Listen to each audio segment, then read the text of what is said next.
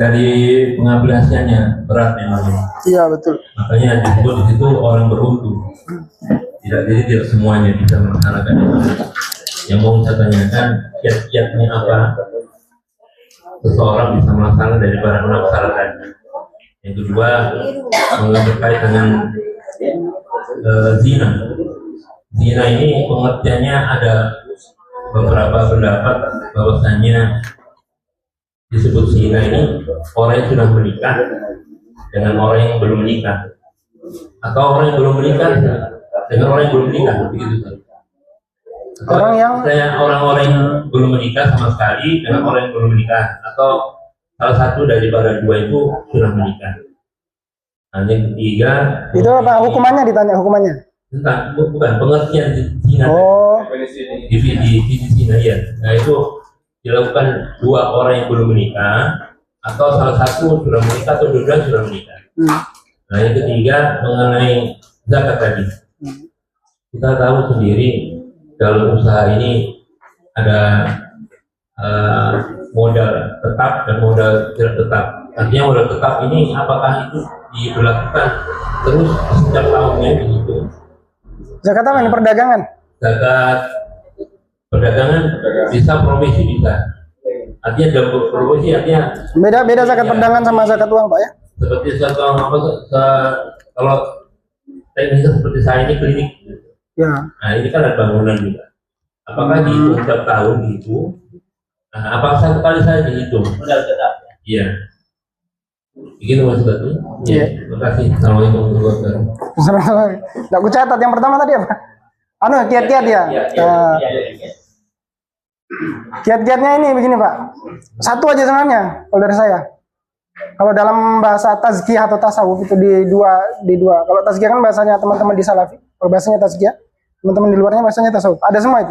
Kalau di kitabnya Ibnu Qudamah Al-Maqdisi juga disebutkan. Cara untuk bisa melaksanakan amalan-amalan seperti riyadhatun nafsi. Riyadhah itu ya apa? Melatih diri. Melatih itu berarti dalam kita usahakan setiap hari. Ya, ambil contoh lah. Waladinahum anil lagwi mu'ridun, menjauhi hal-hal yang perbuatan yang sia-sia, perkataan yang sia-sia, tidak ada gunanya, tidak ada maksud.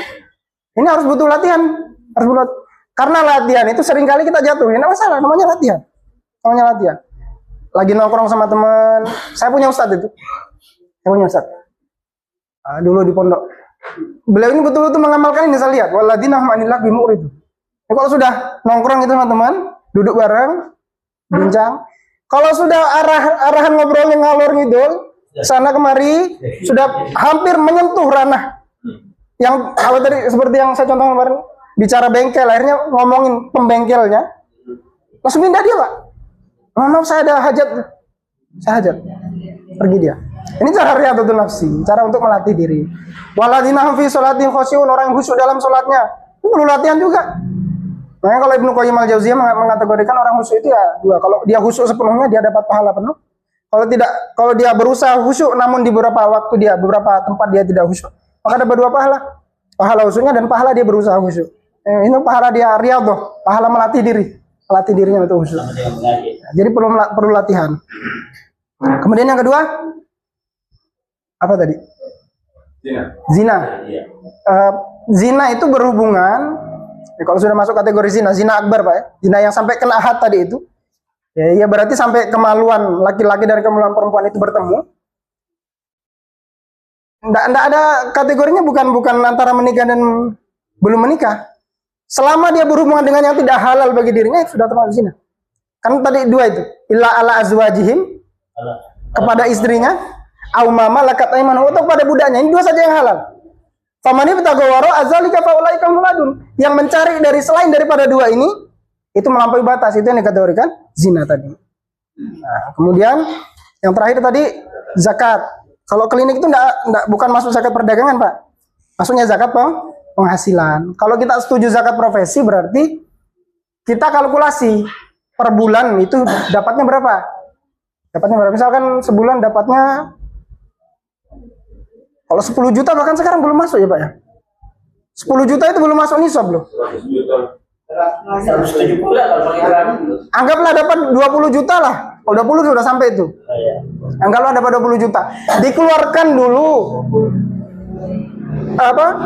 Yang pokok-pokok ini untuk uang untuk kebutuhan pribadi, makan, untuk rumah, misalkan kalau sewa rumah, untuk listrik, semua itu untuk anak sekolah, untuk jajan anak sekolah, itu kebutuhan pribadi dikeluarkan dulu.